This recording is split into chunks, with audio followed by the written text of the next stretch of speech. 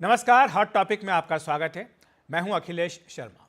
वित्त मंत्री निर्मला सीतारामन ने आज नए इनकम टैक्स बिल को लोकसभा में पेश कर दिया।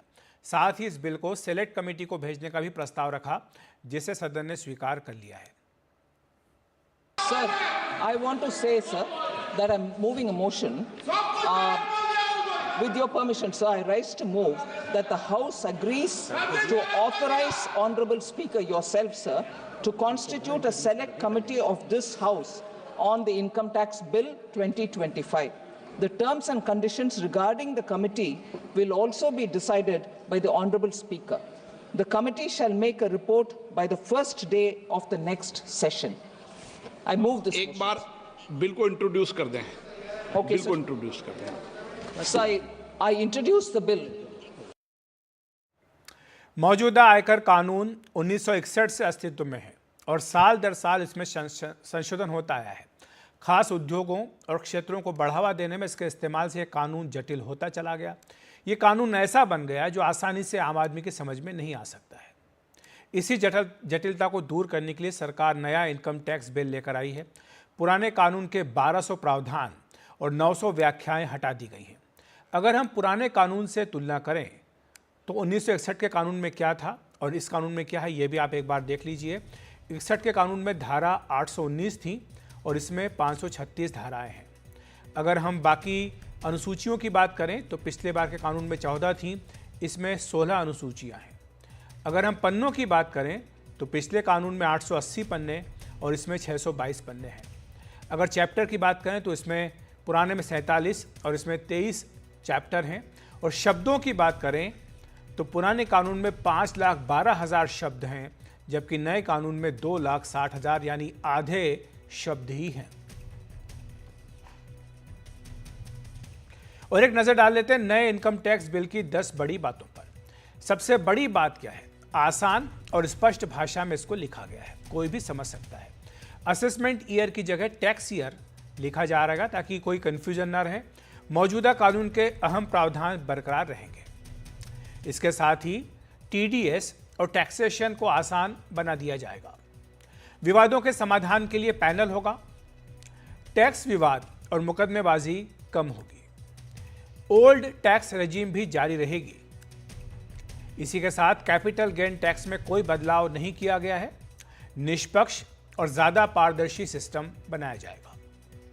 महत्वपूर्ण बात यह भी है कि दुनिया के सभी जो सफल टैक्स मॉडल हैं उनके अनुकूल इस नए आयकर बिल को बनाया गया है। इस नए कानून को लेकर जाहिर सी बात है कि आपके मन में कई सवाल कौंध रहे होंगे, जैसे क्रिप्टो, इस तरह के डिजिटल एसेट्स पर टैक्स को लेकर क्या प्रावधान किया गया है। अगर आपको पुराने कानून के तहत लंबित मामलों की बात करें तो उनका क्या होगा, ये भी प्रश्न होगा। और ऐसे तमाम सवालों के जवाब देने के लिए हमारे साथ दो खास टैक्स एक्सपर्ट मौजूद हैं। हमारे साथ वेद जैन साहब हैं, जो कि पूर्व अध्यक्ष हैं institute of chartered accountant of India के, और पंकज शाह जी हैं जो कि टैक्स एक्सपर्ट हैं। आप दोनों का बहुत बहुत स्वागत है एनडीटीवी इंडिया पर। जैन साहब, शुरुआत आपसे करूंगा। लोग यही पूछ रहे हैं कि ये जो नया कानून लाया जा रहा है, नया बिल लाया गया है, इससे क्या बदलने जा रहा है एक आम आयकर दाता के लिए? देखिए अखिलेश जी, जैसे आपने शुरू में कहा कि ये कानून आया है एक 1961 जो 64 वर्ष पुराना कानून है, जिसमें हर 64 साल में ज़्यादा नहीं तो 60 से लेके 80 तक के अमेंडमेंट किए गए जी। तो आप उस कानून को समझ सकते हैं कि कितना जटिल और कितना मुश्किल है। तो ये आम टैक्स पेयर के लिए एक कानून लाया गया है एक सिंपल टैक्स लॉ बनाने के लिए। भारत 1961 में देश की इकोनॉमी बहुत छोटी थी, नंबर ऑफ टैक्स पेयर बहुत छोटे कम थे। आज की डेट में लगभग 8.5 करोड़ के लगभग टैक्स पेयर हैं जो टैक्स देते हैं। उन सबको ये टैक्स कानून समझ में आना चाहिए, सरल आना चाहिए। इसकी लैंग्वेज ऐसी होनी चाहिए जिससे कि दो मीनिंग या दो से ज़्यादा मीनिंग नहीं निकाले जा सकें। कानून समझने में कई बार प्रोवाइजो होते हैं, कई बार एक्सप्लेनेशन डाल दी जाती है, कभी क्लॉज सब क्लॉज डाल दी जाती है। उससे क्या होता है कि कानून जटिल हो जाता है, टैक्स पेयर समझने में मुश्किल पाता है, और या कभी कभी टैक्स पेयर एक की जगह दूसरा मीनिंग जो उसको सूट करता है वो निकाल लेता है। इसी तरह से टैक्स एडमिनिस्ट्रेशन के लिए भी चैलेंज बन जाता है कि लैंग्वेज को वो किस तरह से उसको इंटरप्रेट करे।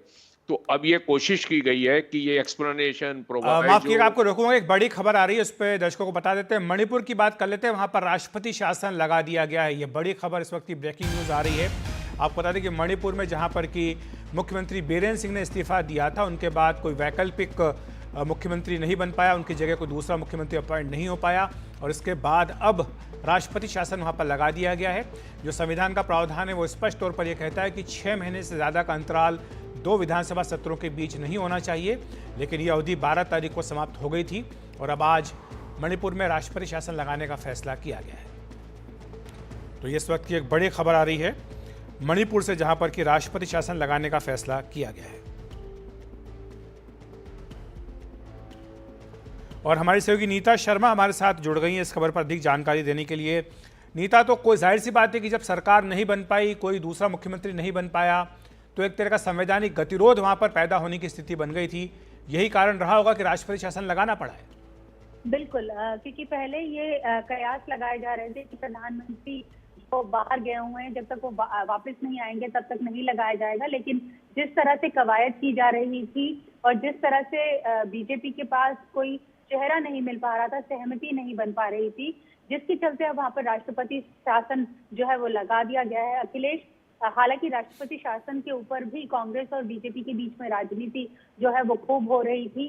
कांग्रेस वाले बीजेपी को कॉर्नर करने की कोशिश करते थे, क्योंकि बीजेपी वाले हमेशा ये आरोप लगाते थे कि वहां पे राष्ट्रपति शासन लगने के कारण वहां की तरक्की नहीं हुई है।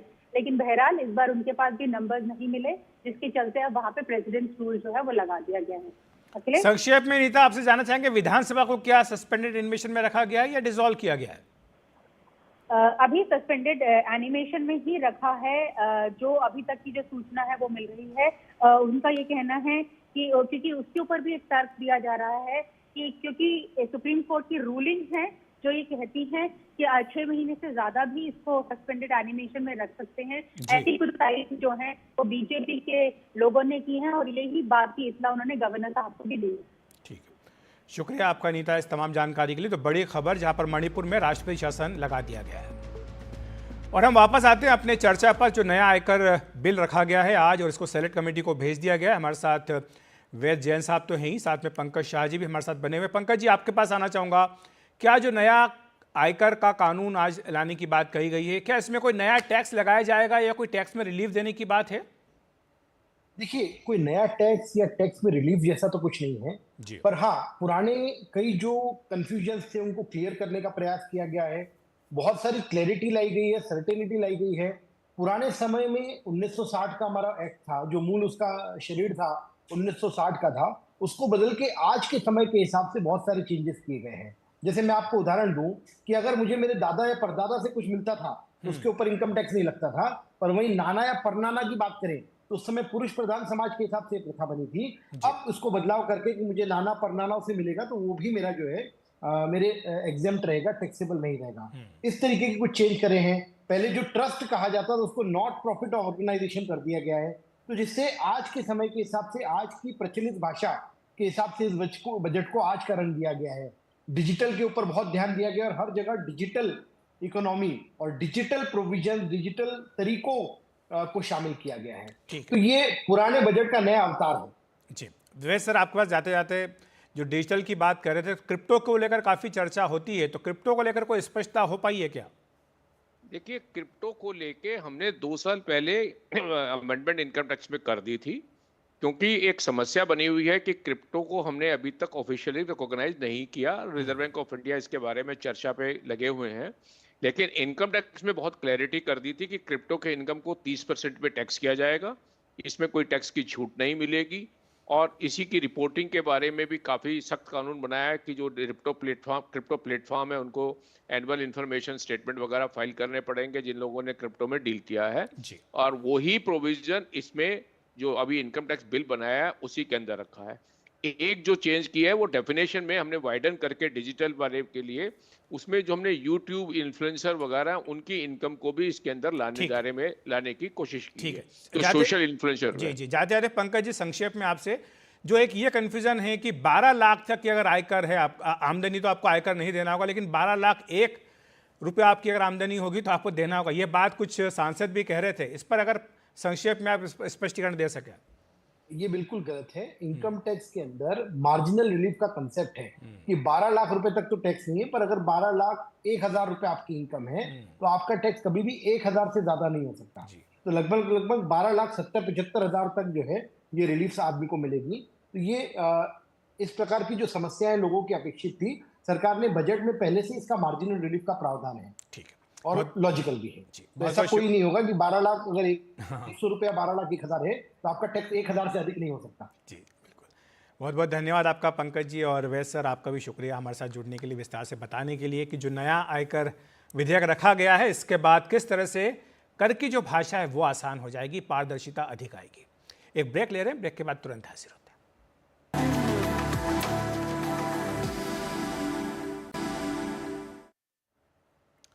तृणमूल कांग्रेस के सांसद सौगत रॉय ने नए इनकम टैक्स बिल का विरोध किया।